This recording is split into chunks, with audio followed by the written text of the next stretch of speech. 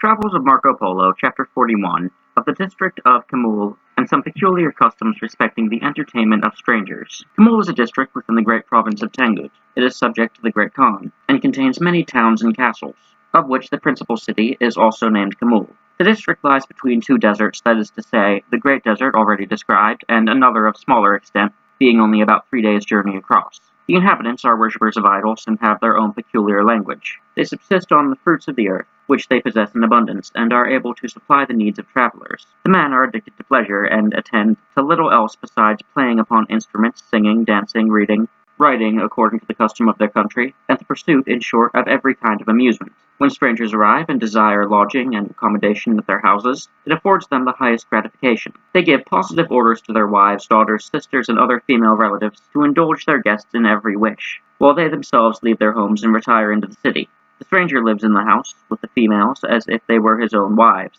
and they send him whatever necessities may be desired. But it should be understood that they expect payment for these, nor do they return to their house so long as the strangers remain in them. This abandonment of the women of their family to casual guests, who are permitted the same privileges and the same indulgences as if the women were his own wives, is regarded by these people as an honor to themselves and as adding to their reputation. They consider the hospitable reception of strangers, who, after the perils and fatigues of a long journey, need relaxation, an action agreeable to their deities, calculated to draw down the blessing of increase upon their families, to augment their wealth, and to earn them safety from all dangers, as well as a successful issue to all their undertakings. The women are very handsome, very sensual, and fully disposed to conform in this respect to the command of their husbands. It happens that when Mangu Khan held his court in this province, he learned of the above scandalous custom and issued an edict strictly commanding the people of Camul to give up this disgraceful practice, and forbidding individuals to furnish lodging to strangers,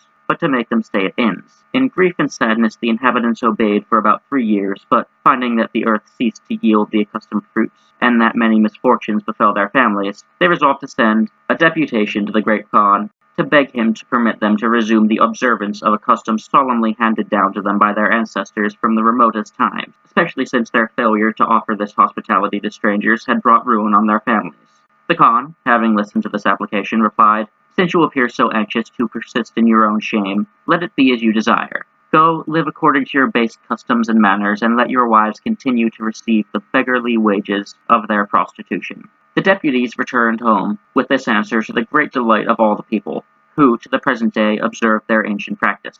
Chapter 42 of the city of Chinchitalis. Next to the district of Camul follows that of Gingintalis, which in its northern part borders the desert and is in length 16 days' journey. It is subject to the Great Khan and contains cities and several strong places. Its inhabitants are of 3 religious sects. A few of them confess Christ, according to the Nestorian doctrine, others who are followers of Mahomet, and a third worship idols. There is in this district a mountain where the mines produce steel, and also zinc or antimony. Also found here is a substance of the nature of the salamander, for when woven into cloth and thrown into fire, it does not burn. The following mode of preparing it I learned from one of my traveling companions named Zulfikar, a very intelligent Turkoman, who directed the mining operations of the province for 3 years. The fossil substance procured from the mountain consists of fibers not unlike those of wool. After being exposed to the sun to dry, this is pounded in a brass mortar and is then washed until all the earthly particles are separated from it. Having thus cleansed and detached the fibers from each other, they spin them into thread and weave the thread into cloth. In order to render the texture white, they put it into the fire, and allow it to remain there about an hour. When they draw it out, it has not been injured by the flame, and is as white as snow. By the same process, they afterwards clean it whenever it becomes dirty. Of the salamander in the form of a serpent, which is supposed to exist in fire, I could never discover any traces in the eastern regions. It is said that they preserve at Rome a napkin woven from this material, sent as a gift from a Tartar prince to the Roman pontiff, as a wrapper for the Sudarium of Jesus Christ.